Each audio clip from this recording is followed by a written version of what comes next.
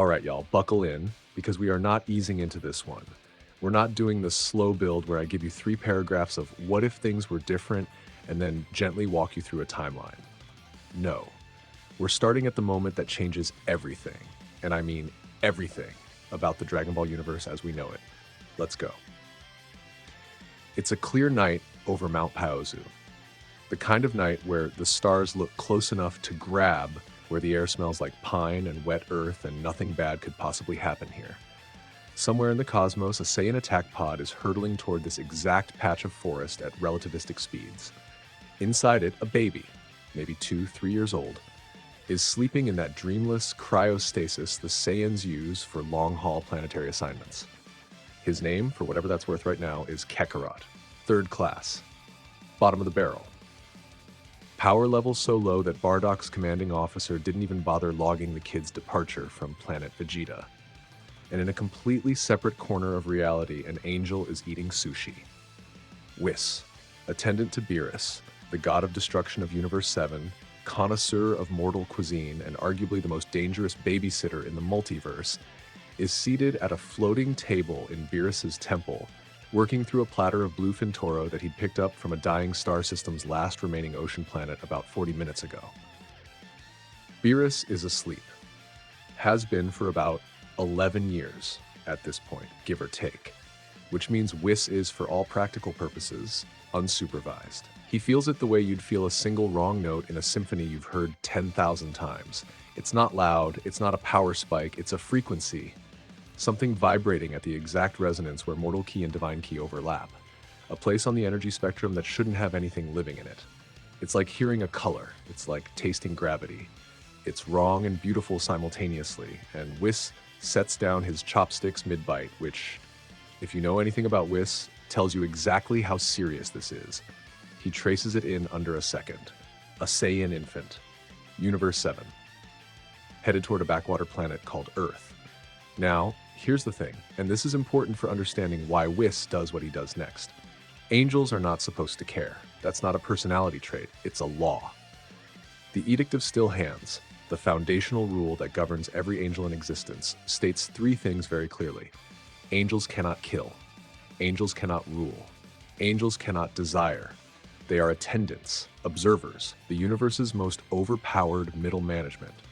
They serve their god of destruction, they maintain balance, and they do not get personally invested in the fates of mortals. What WHIS feels in that infant's energy signature is something that occurs once every 10 trillion mortal births. He knows this because he's counted. He's been alive long enough to have personally witnessed 2 of the previous occurrences, both of which ended the same way. The child grew, hit a wall that no mortal can see or name, and either died trying to push past it or lived a life far below what they could have been. He tells himself he's just going to look, just a quick temporal peek. See where the pod lands, confirm the reading, file it away as a curiosity. He rewinds the local timeline by about 6 hours and watches the pod's trajectory. It'll crash in the mountains. An old martial artist, Gohan, decent man, middling power level, good heart, will find the child. He'll name the boy Goku. The boy will grow up wild and strong and completely unaware of what he is or what he could become. He'll fight. He'll win. He'll hit the ceiling eventually, like every mortal with potential does, and he'll spend the rest of his life pushing against a wall he can't even perceive. WHIS watches this future play out for approximately 90 seconds. Then he does the most illegal thing an angel has done in 4 billion years.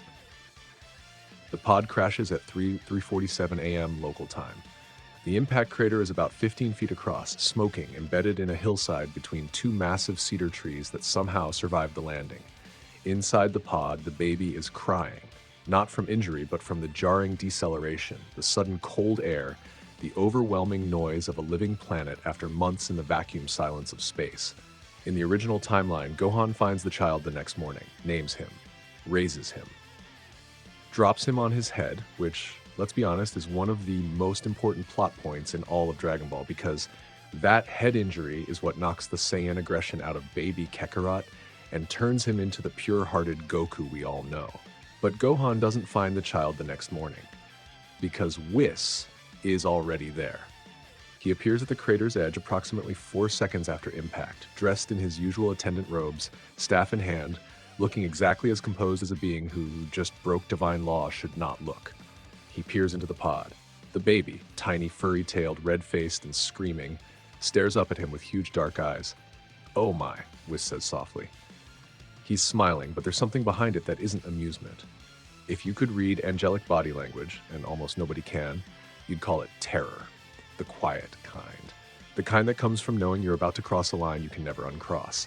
He reaches into the pod, the baby grabs his finger, squeezes. Hard enough that WHIS actually raises an eyebrow, which, for an entity who could sneeze a planet out of orbit, is genuinely notable. "Strong grip," he murmurs. "And that energy, yes, you're the one." He lifts the child out of the pod, holds him at arm's length for a moment, studying him the way a jeweler studies an uncut diamond. Not for what it is, but for what it could become. The baby stops crying, stares at WHIS with an intensity that no infant should possess. WHIS turns. Behind him, reality splits. Not violently, not with the dramatic flare of a dimensional rift in some lesser story. It's more like a curtain being drawn aside to reveal a room that was always there.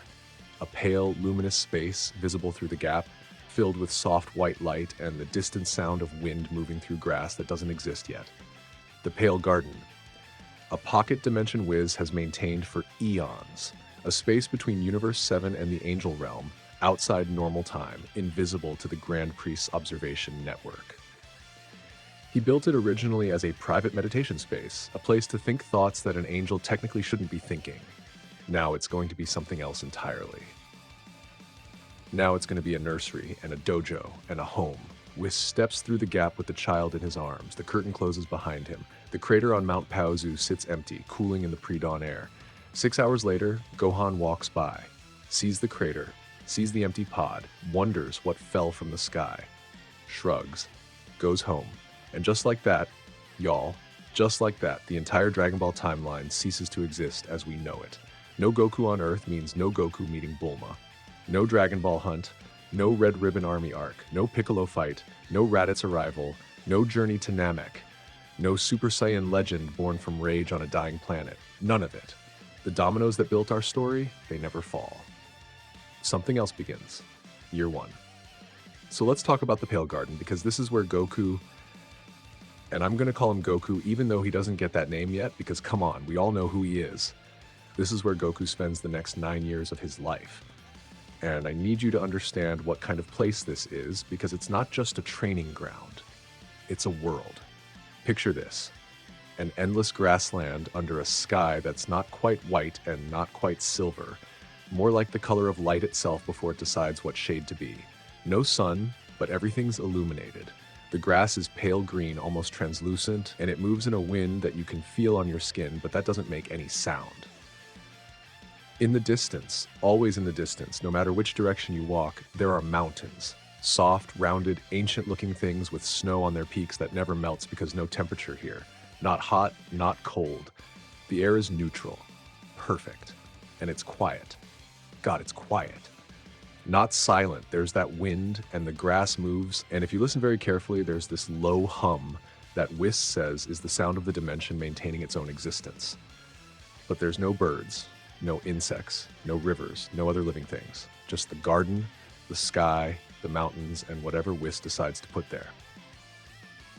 The first thing WHIS builds is a small house, Japanese style, because WHIS has a deep and abiding appreciation for Earth's aesthetic sensibilities, particularly its architecture and cuisine.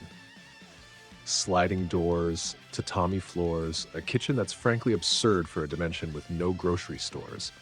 He stocks it with divine food, not the Dragon Ball kind of divine food, where it's just really fancy rice, but actual food grown in the celestial realm, infused with godly ki at a molecular level. It tastes extraordinary and contains more nutritional density per bite than a year's worth of mortal meals. The baby Goku eats this food from day one, and this matters. This matters so much for what comes later, because the food is essentially rebuilding his body from the inside, cell by cell, replacing mortal biological limitations with something more. Not divine. Not yet. But the raw materials are being laid down. Think of it like, okay, imagine you're building a house, right? Most mortals get bricks. Good bricks. Solid. They can build a strong house with those bricks. But Goku's body is being built with adamantine.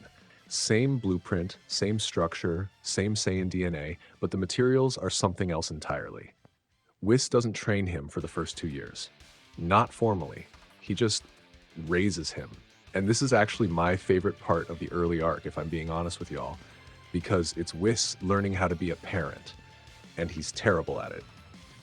Hilariously, catastrophically terrible at it in the way that only an immortal being with no frame of reference for childhood development could be.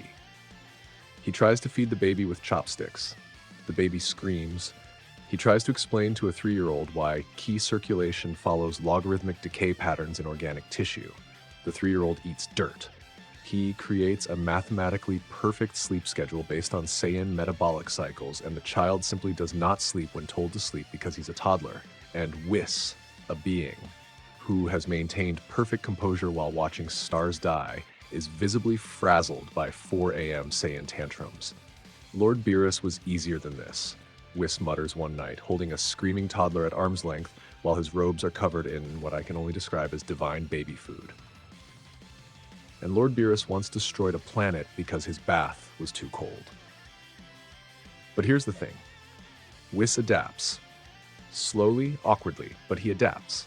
Because angels are, at their core, the most efficient learners in existence. He reads every text on child development that Earth has produced, downloads the information directly from the planet's collective knowledge, and cross-references it with Saiyan biological data he pulls from the remnants of planet Vegeta's destroyed databases. He builds a curriculum, not for training, for growing up. By the time Goku is 4, the house in the Pale Garden has a small yard with obstacles, not for fighting, but for play. Climbing structures, balance beams, soft platforms at varying heights. Goku tears through them like they're nothing. Because even a baseline Saiyan toddler is stronger and more agile than most adult humans. And this particular Saiyan toddler has been eating divine food for over a year. WHIS watches, takes notes, adjusts. Your body wants to move, he observes one afternoon, watching 4-year-old Goku leap between platforms with a coordination that would make an Olympic gymnast weep. But it doesn't just want to move through space, it wants to move with it.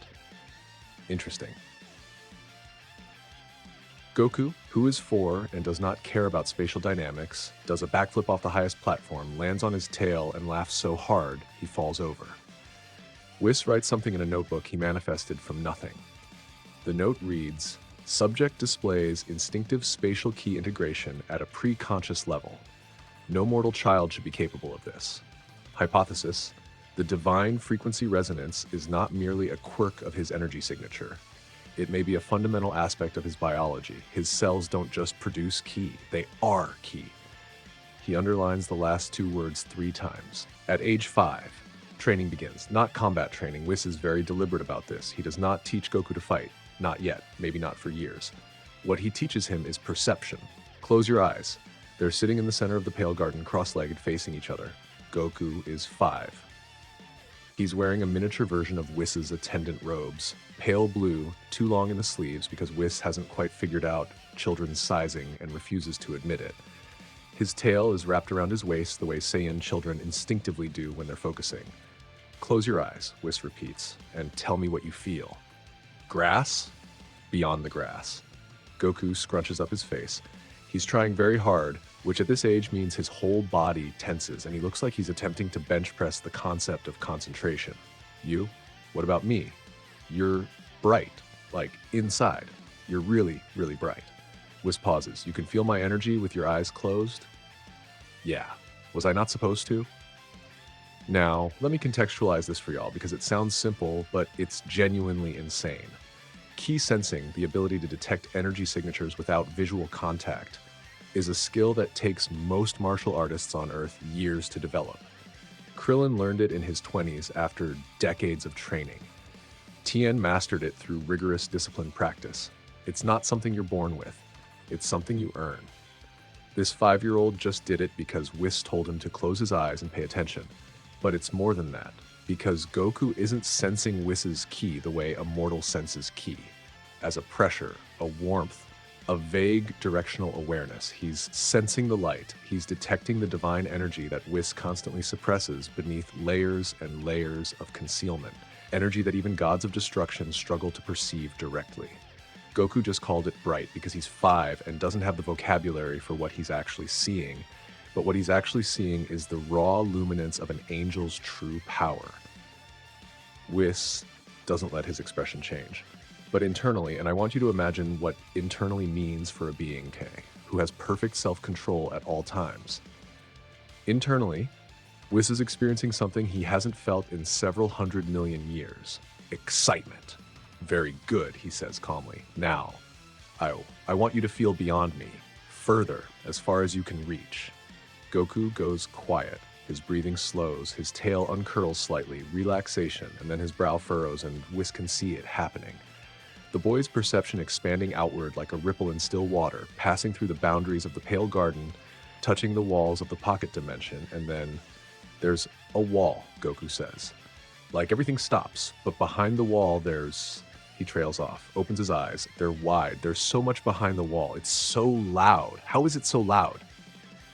He's sensing Universe 7, the entire universe.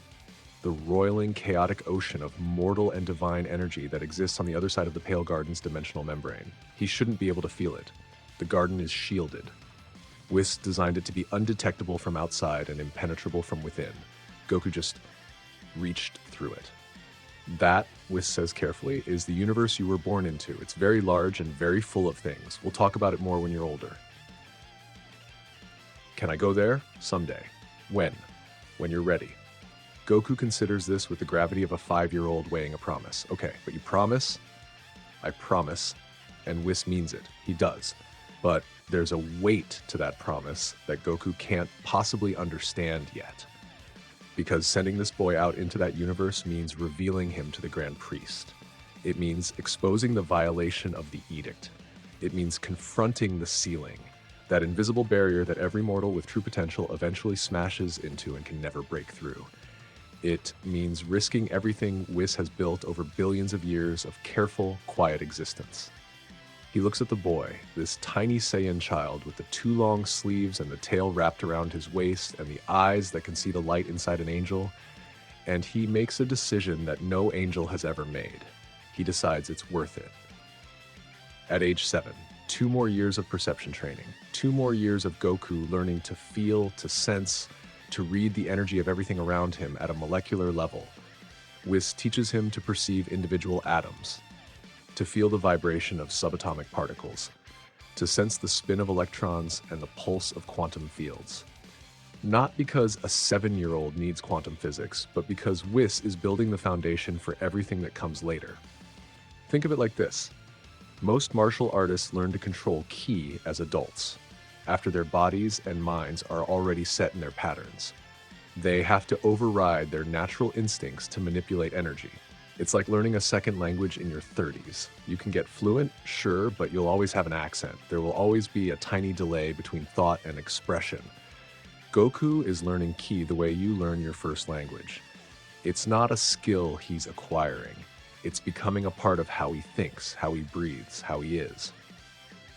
By the time he's 7, his perception is so refined that he can sit in the center of the Pale Garden and count the number of energy fluctuations in the dimensional membrane per second. Not because it's useful, because he thinks it's fun, the way a musically gifted kid might sit at a piano and pick out harmonies for hours. And then, on an otherwise unremarkable afternoon in a timeless dimension where afternoon doesn't technically mean anything, Goku does something that rewrites WHIS's entire understanding of mortal potential. He's running, just running, one of his favorite things to do in the garden, sprinting across the endless grassland at speeds that would be absurd for a human child and are merely very impressive for a Saiyan one. WHIS is watching from the porch of their house, sipping tea, tracking the boy's energy signature the way a parent might idly watch their kid play in the yard. And then Goku's energy changes. It doesn't spike, it doesn't flare, it inverts. For a fraction of a second, less than a heartbeat, Goku's ki stops flowing through his body in the way that ki flows through every living thing in the universe. It stops moving through pathways and channels and meridians. Instead, for that one instant, the boundary between Goku's body and his ki dissolves. He doesn't have ki inside him. He is ki. His physical form and his energy become the same thing, unified, indistinguishable. Then it snaps back. Goku keeps running. Doesn't even notice. WHIS's teacup cracks in his hand. He doesn't notice either for a moment. He's frozen. And angels don't freeze. Angels process information at speeds that make light look sluggish.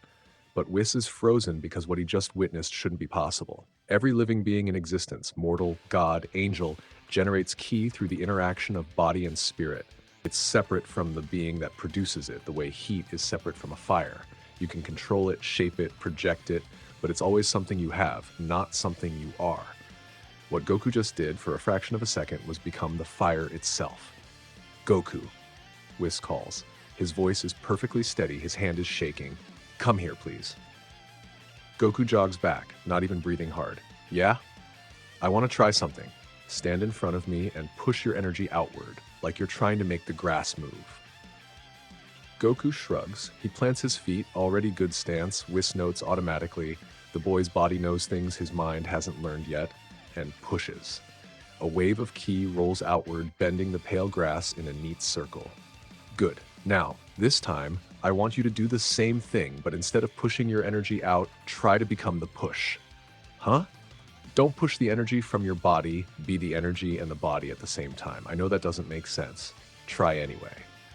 Goku frowns, closes his eyes. WHIS can see him trying, struggling with a concept that he did naturally moments ago without realizing it. This is the problem with instinct. The moment you try to make it conscious, it runs away from you. 20 seconds pass, 30, a minute. Then, there.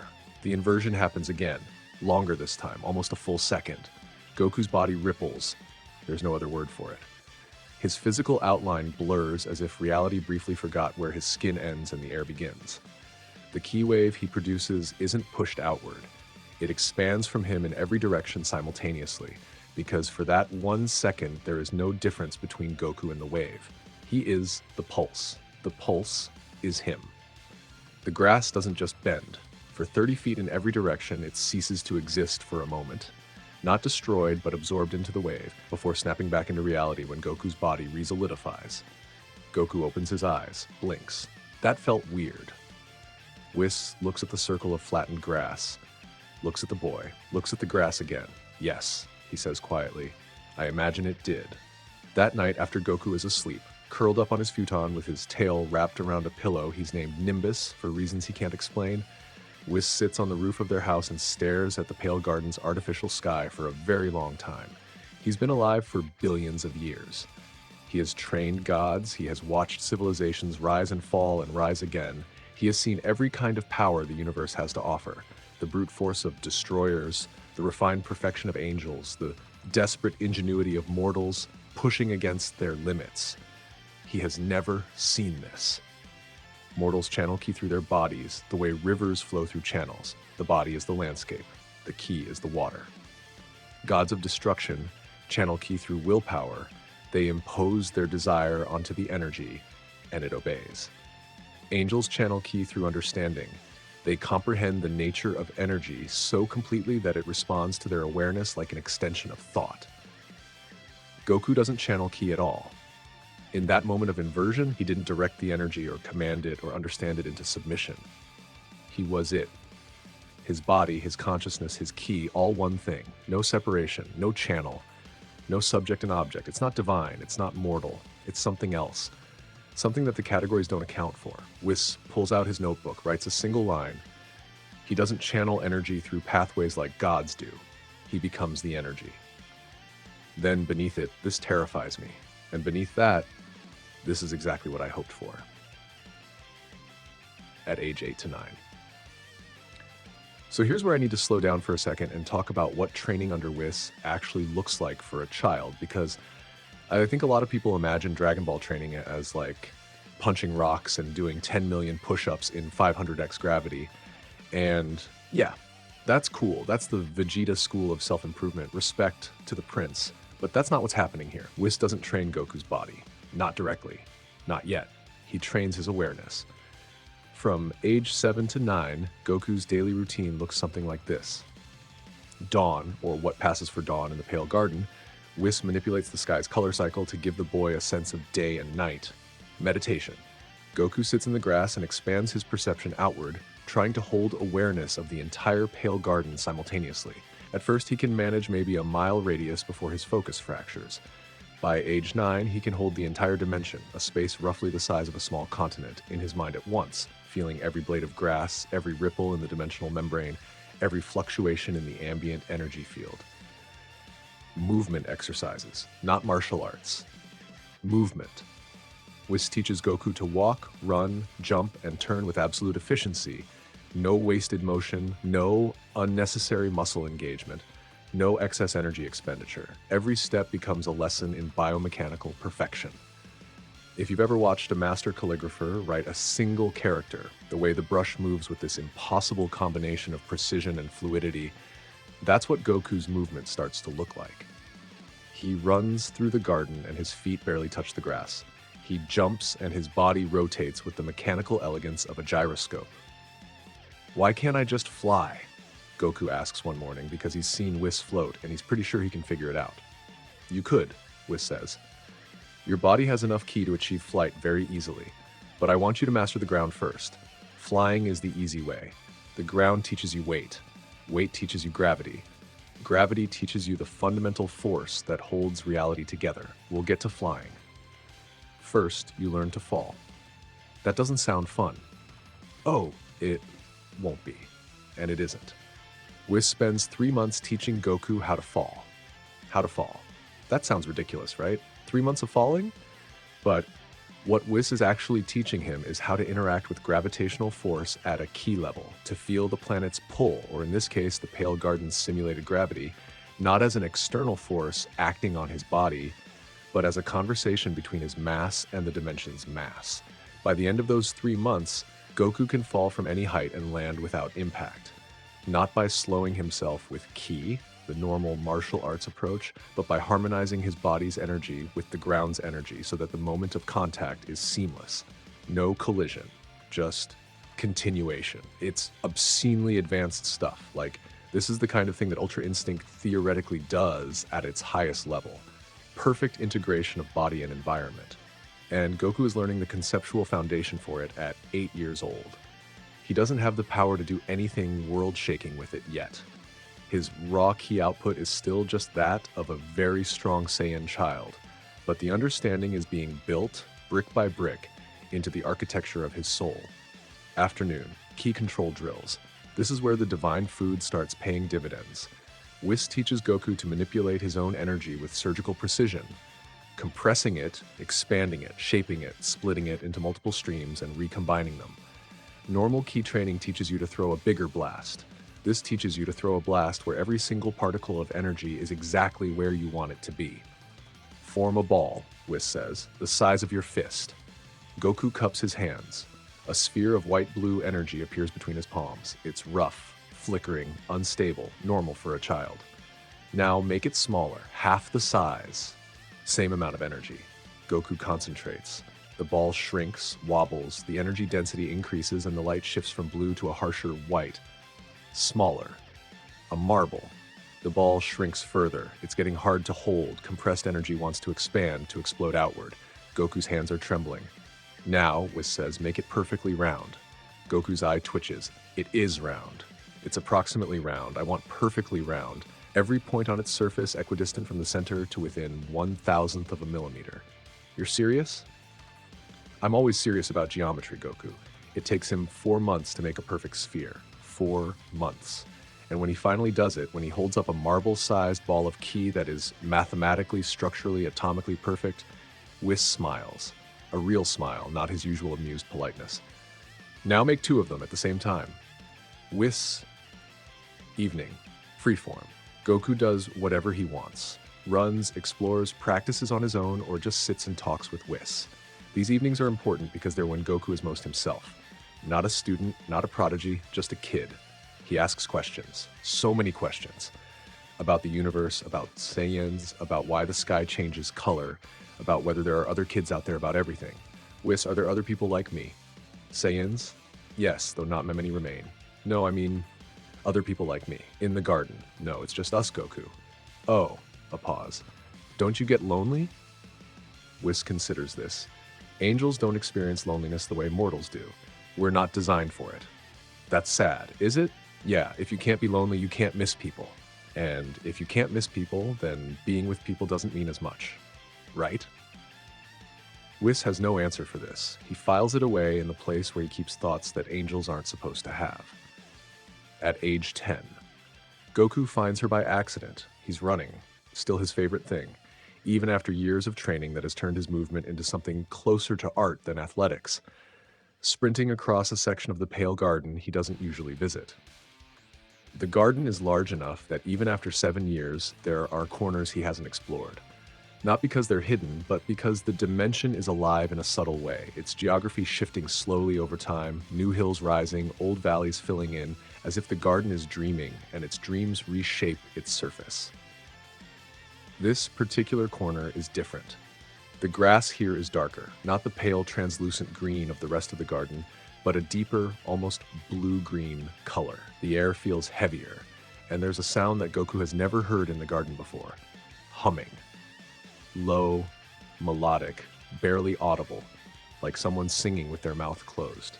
He follows it to a depression in the landscape, not quite a valley, more like a shallow bowl in the earth, and at the center, sitting cross-legged in the dark grass, is a woman. Except she's not quite a woman. She's translucent, not invisible, he can see her clearly, but see-through, like she's made of colored glass. Her skin is brown, her hair is wild and black and impossibly long, and she has a tail. A Saiyan tail, wrapped loosely around her waist in a way that looks practiced and comfortable. She's the one humming. Her eyes are closed. Goku approaches slowly, his training overriding his natural Saiyan impulse to charge and head first. He can feel her energy, or rather, he can feel the absence of her energy. She registers on his perception not as a presence, but as a shape in the ambient ki field. Like a hole in water, something that should be there and isn't, but the space remembers the outline. Goku says, "Hi?" The humming stops. The woman opens her eyes. They're golden, bright, sharp, alive in a way that the rest of her translucent body isn't. She looks at him, through him, into him, in a way that feels different from when WHIS examines his energy. WHIS looks at his ki like a scientist studying a specimen. This woman looks at him like she's looking at a person. "A Saiyan child," she says. Her voice has an echo to it, a resonance, as if she's speaking from the bottom of a well that reaches across dimensions. "In this place. That's new. I'm Goku. Who are you?" "I was Sable. Now I'm..." She looks down at her translucent hands, opens and closes them. An imprint. A memory the universe couldn't quite erase. Goku sits down in front of her, cross-legged, mirror image. What does that mean? It means I'm a ghost, little one. A ghost in a garden that exists between worlds. I've been here for a very long time. How long? I don't know anymore.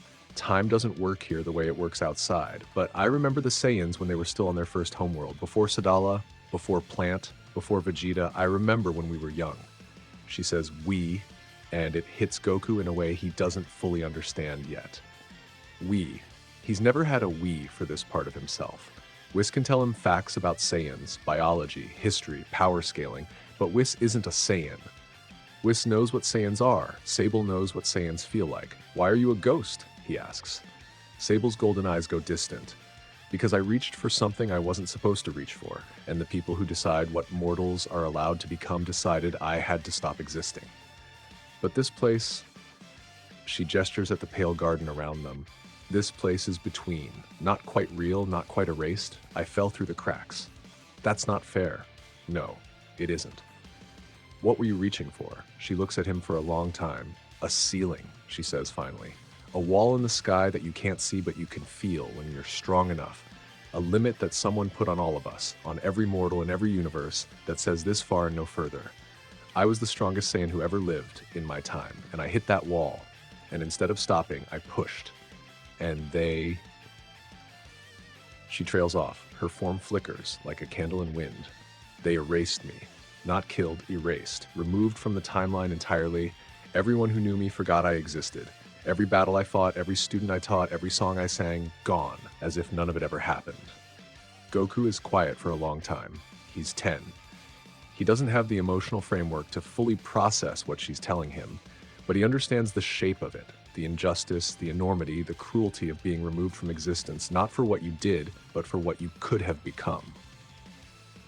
"I don't think you're gone," he says finally. "You're right here."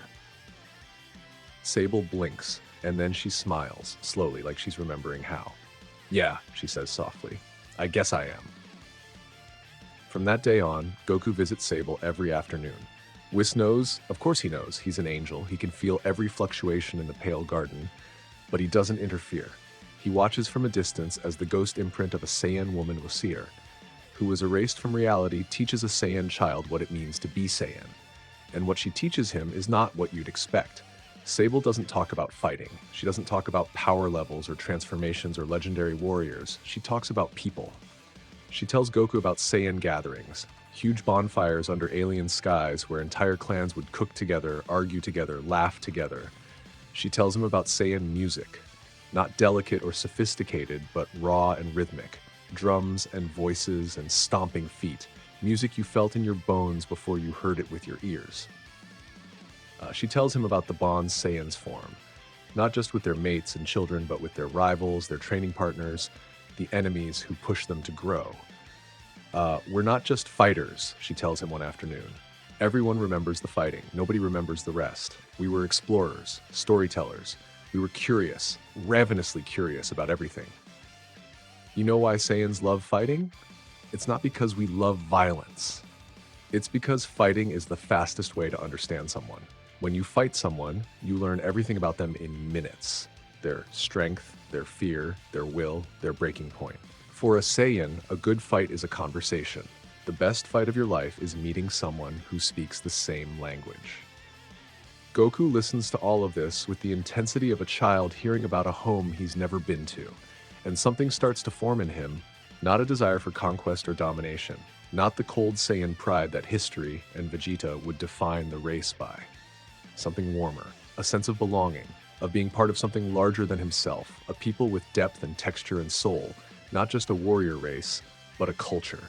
This is what Sable gives him: Saiyan pride without Saiyan trauma, heritage without bitterness, identity without the need to prove it through domination. And it's beautiful, y'all. It's genuinely beautiful, because this is the piece that canonical Goku never really had. In the main timeline, Goku's Saiyan identity is something that's thrown at him.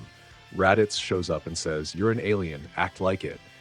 And Goku spends the rest of the series in this weird space where he's proud of being a Saiyan, but doesn't really know what that means beyond fighting and transformations. He gets the warrior's pride without the warrior's context. This Goku knows the songs, knows the stories, knows what Saiyans were before they were reduced to a legend about violence. It changes everything. At age 11, the year between Sable's discovery and the angelic kata is a strange transitional time. Goku is 11. He's tall for his age.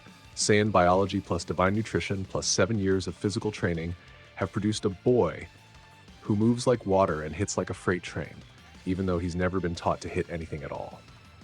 His ki control is so refined that WHIS has started having him do exercises that are genuinely difficult for the angel to evaluate, because the baseline expectations for mortal ki manipulation don't apply to this child.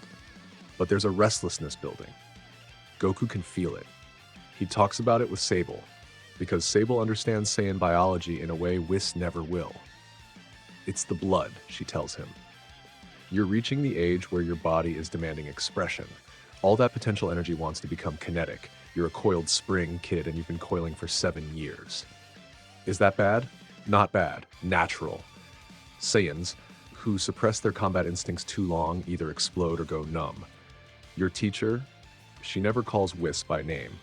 He's smart enough to know that. He's just waiting for the right moment. The right moment for what? This to teach you what you actually are." Goku doesn't push further. He trusts WHIS, but the restlessness is real, and it manifests in ways that are both endearing and slightly terrifying. He runs faster, jumps higher, moves with an aggressiveness that wasn't there before. His energy output during training spikes involuntarily. One afternoon, during a ki compression drill, the marble-sized perfect sphere he's holding cracks the air around it. A shockwave of compressed energy that leaves a hairline fracture in the pale garden's dimensional membrane. WHIS repairs it instantly, seamlessly, as if it never happened. but his expression, for just a moment, is unreadable. "You're ready," he says. "Ready for what?" "The first kata, at age 12. And here we go, y'all. This is the scene. This is the one I've been building to for this entire arc, and I need you to feel it the way I feel it, so let me set the stage properly. It's the equivalent of early morning in the Pale Garden. WHIS has adjusted the sky to a deep, pre-dawn blue, the first time he's ever used color in the sky, which has been soft white silver for Goku's entire life here. It feels solemn, ceremonial. Goku notices immediately. They stand in the center of the garden, on a patch of grass that WHIS has flattened into a perfect circle roughly 100 feet across. WHIS is dressed differently too, not his usual attendant robes, but something older, simpler. Goku has never seen WHIS wear anything like this. "What I'm about to show you," WHIS says, "has never been taught to a mortal. Not in this universe. Not in any universe. Not in the entire history of the Divine Order." He pauses. Goku, who has learned over 9 years to read the minute emotional fluctuations in WHIS's angelic composure, can tell that this is a big deal. WHIS is nervous. WHIS is never nervous. It's called the first angelic kata. It's the foundational movement form from which all angelic combat technique derives. Every angel learns it as the first step in understanding their own power. It takes most of us a very long time to master. How long? That's not important. WHIS, approximately 50 to 70 years. But angels process time differently than 50 years, and I want to be very clear that there is no expectation for you to complete it on any particular timeline. This is not a test, it's an offering, a door I'm opening. How long it takes you to walk through it is, show me. WHIS stops, looks at the boy, 12 years old, standing in the blue pre-dawn light of an impossible garden, eyes burning with a hunger that isn't aggression or ambition, but something purer, curiosity, the desire to see, to know, to experience something new. WHIS shows him.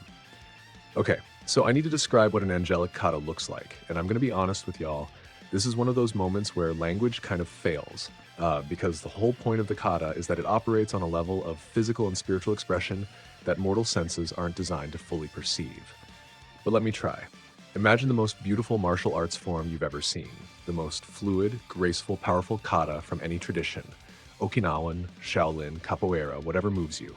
Got it? Good. Now imagine that form being performed by a being who understands physics the way you understand breathing. Every movement is not just aesthetically perfect, but physically perfect. Each position, each transition, each flow from one stance to the next is optimized at a molecular level. The angles are mathematically precise. The weight distribution shifts with the exactness of a planetary orbit. The energy generated by each motion is captured and redirected into the next motion with zero loss. It looks, to Goku's 11-year-old eyes, like WHIS is having a conversation with gravity itself, like the air around him is responding to his movements, not resisting them, not supporting them, but participating, dancing with him. And the key, this is the part that gets Goku, because when WHIS performs the kata, his ki doesn't just flow through his body in the usual pathways. It fills him completely, every cell, every atom, and then it extends outward, connecting his body to the space around him. For the duration of the kata, WHIS isn't a being moving through a space. He is the space. The boundary between his body and the environment dissolves, and his movement becomes the movement of everything within a 50-foot radius. The grass doesn't bend, it moves with him. The air doesn't part, it flows with him. Reality itself, within the radius of the kata, reorganizes itself around the angel's motion.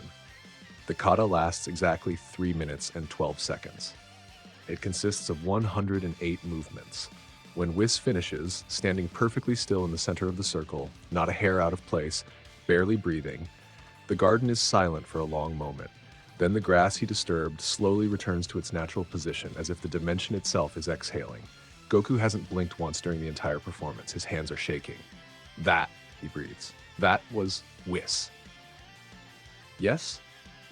That's what you are. That's what angels can do? That's the beginning of what angels can do. The first kata is considered elementary. Elementary? WHIS allows himself a small smile. Would you like to try? And here is where the magic happens, y'all. Because what follows is 6 months of the most grueling, beautiful, frustrating, exhilarating training sequence you could imagine, and it fundamentally transforms Goku from a prodigy with extraordinary potential into something that the universe has never seen before. The first day, Goku tries the opening movement, just the first of the 108. It's a simple forward step with a simultaneous extension of the left hand. Palm up. That's it. Step, extend. A toddler could physically perform the motion. But the kata isn't about the physical motion, it's about what happens with and around the motion. The step has to generate exactly the right amount of force, transmitted through the body with exactly the right efficiency, while simultaneously the ki within Goku has to shift in a very precise pattern that mirrors the physical motion and extends it into the energy field around him. Body, energy, and environment have to move as one. He can't do it. The step is fine. The hand is fine. His ki doesn't sink. His energy surges when it should flow, spikes when it should glide. The motion is physically correct and spiritually wrong. And Goku, who has been praised for his ki control for years, who can form perfect spheres and hold continental awareness and perform perception feats that shouldn't be possible for a mortal, feels like he's failed. Again, WHIS says. He does it again. Wrong. Again. Wrong. Again. Wrong. Wrong. By the end of the first day, Goku has performed the first movement approximately 600 times. Not once has he achieved synchronization. He sits in the grass, sweating. Actually sweating. Something his training rarely induces anymore, and stares at his hands. I can't do it. Correct. Today, you can't. Tomorrow, also probably not. This is not failure, Goku. This is the first time you've encountered something truly difficult. I want you to notice how it feels. It feels terrible. Good. Remember this feeling. It's the most valuable sensation a warrior can have. The awareness of a gap between what you are and what you could be. Most people spend their lives running from that feeling. The great ones chase it. 1 month. He masters the first movement. Not masters in the casual sense. Masters. When Goku performs that step and extend on day 31, the grass around him shifts. Just barely. Just a whisper of motion in a 2-foot radius. But it moves with him. Not because of displaced air, but because his ki, his body, and the environment achieved synchronization for 1 precious second. He feels it. The click, like a joint popping into place, like a key finding a lock. WHIS, did you see that? I saw it.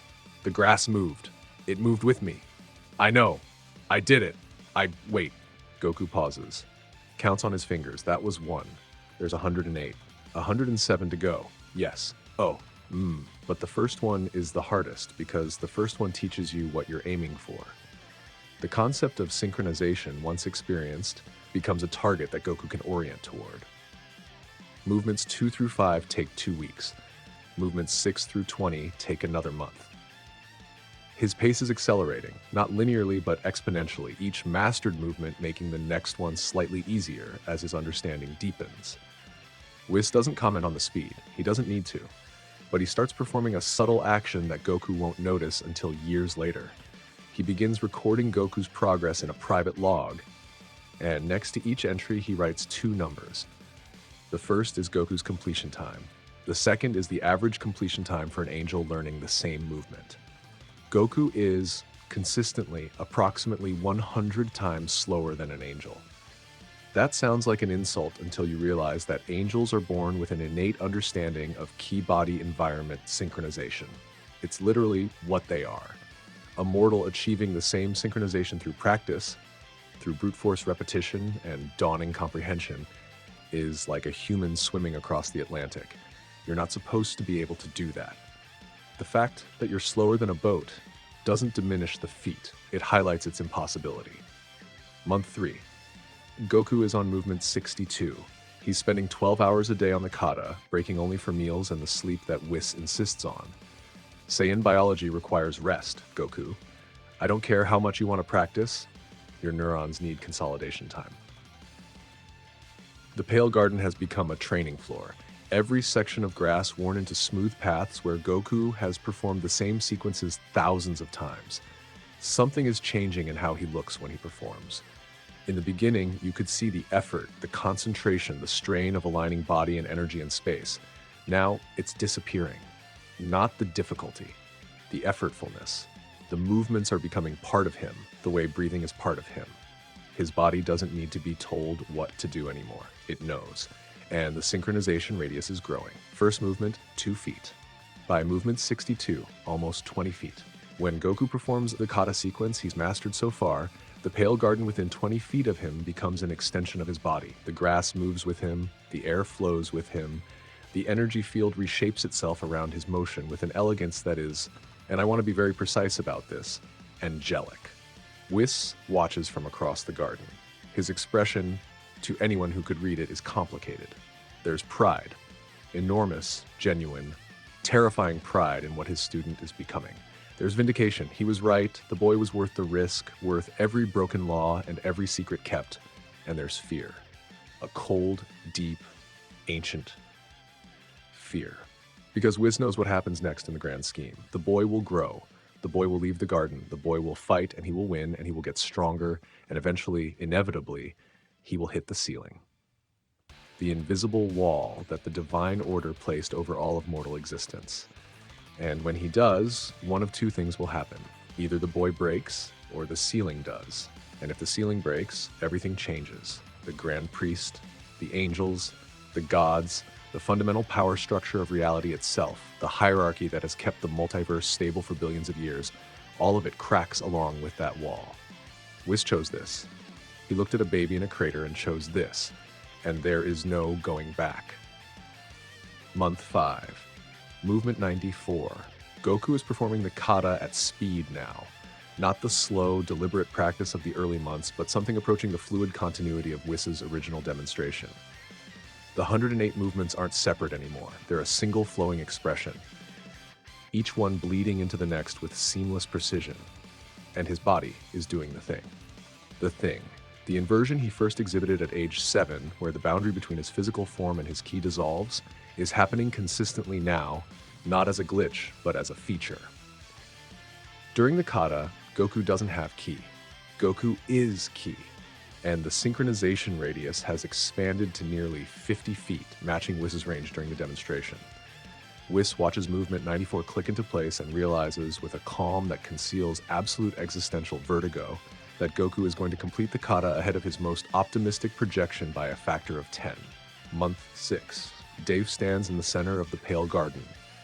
The sky is that same pre-dawn blue that WHIS set for the first demonstration 6 months ago. Goku asked him to set it again. A ritual. A circle closing. WHIS stands at the edge of the 100-foot circle. Sable is there too.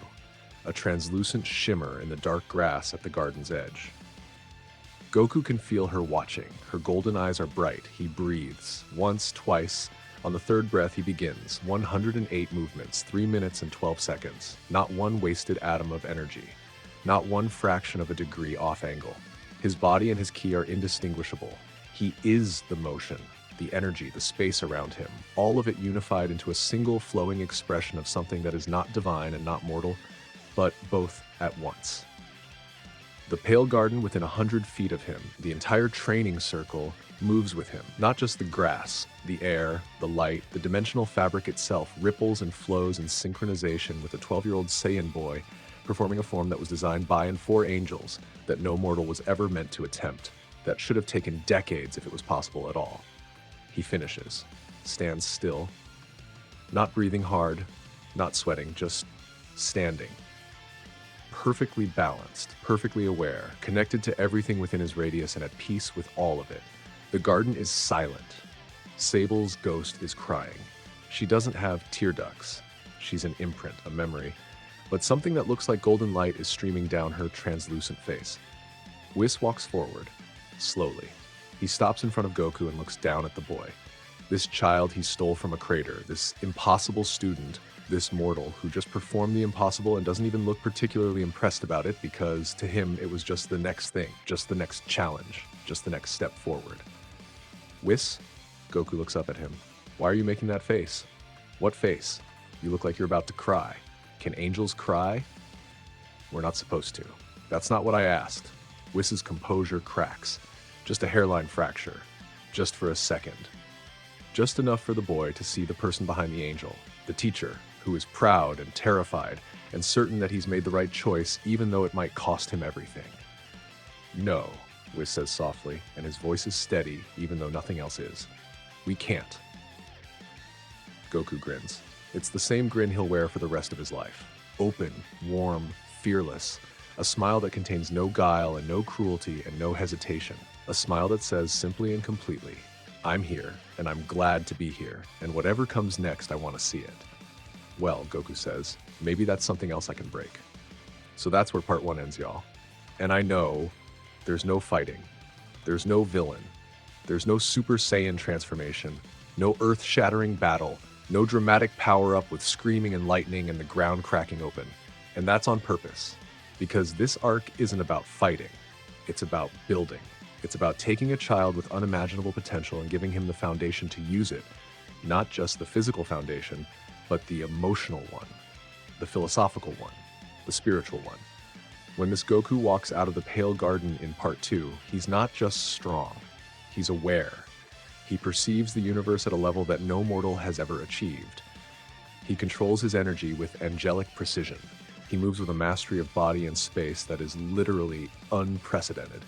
And he carries them a sense of who he is, not just as a fighter, but as a Saiyan, as a person, that the canonical Goku didn't find until deep into Super, if he ever truly found it at all. But more than any of that, more than the power, the technique, the perception, the identity, he carries WHIS's gamble, the secret, the violation. Every moment of Goku's existence is a crime against the divine order, and the clock is ticking toward the day the universe notices. Let me break down where we are at the end of this arc. Power level, Goku's raw ki output isn't godly. Not yet. He hasn't transformed. He hasn't faced real combat. In terms of pure energy, he's far beyond any mortal on Earth. His base alone could handle Saiyan Saga level threats comfortably. But he's not yet in the realm of Frieza or the androids or Cell. What makes him terrifying isn't the amount of power, but the quality of it. Perfect control, perfect efficiency, zero waste. A ki blast from this Goku, even at relatively low power, would be more precise and more devastating than blasts from fighters with 10 times his raw output, because every single particle of energy is exactly where it needs to be. Skills: Proto-Ultra Instinct reflexes, the body-environment synchronization from the kata, perception that can scan a continent, ki manipulation that borders on molecular surgery, movement efficiency that would make any angel nod in grudging approval. No combat techniques yet. WHIS deliberately kept him from learning to fight because he wanted the foundation perfect before the application. Emotional state: stable, curious, joyful, grounded. He has Saiyan pride from Sable without Saiyan rage. He has divine discipline from WHIS without divine detachment. He wants to see the universe, meet people, test himself, not to prove anything, but because that's who he is. He's a 12-year-old who has been raised by an angel and a ghost, who has never met another living mortal, and who looks at the world beyond his garden with nothing but wonder. The threat? WHIS has been hiding Goku for 12 years. Beerus doesn't know. The Grand Priest doesn't know. The entire Divine Order is unaware that an angel has broken the Edict of Still Hands in the most dramatic way possible, not just interfering with a mortal, but raising one, training one, deliberately cultivating a being who might one day threaten the power structure that keeps the multiverse in order. Every day, Goku grows strong. The risk grows with him. And now WHIS is about to send him out into the world. The dominoes are set. Part 2 is where they start to fall. But before we get there, before the battles and the transformations and the gods and the monsters, I want you to hold on to this image. A small house in an impossible garden. A boy and his teacher, sitting on the porch, watching a sky that isn't really a sky. The boy asks a question. The angel gives an answer that's only half the truth. Somewhere in the dark grass at the edge of the garden, a ghost smiles. It's quiet. It's safe. It's enough. It won't last. Part 2, coming next.